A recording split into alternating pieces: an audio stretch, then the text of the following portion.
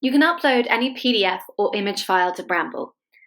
However, you can still upload other file types such as Word or Pages documents and PowerPoint or KeyNote documents. You just need to make sure you export or save them as a PDF file first.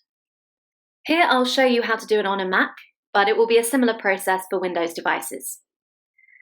So open your Word or Pages document and click File, Export to, PDF, and then save it where you need to on your device.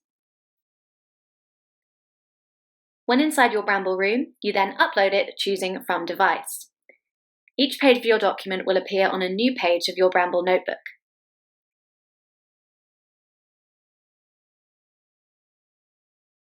This works in the exact same way for a PowerPoint or KeyNote presentation.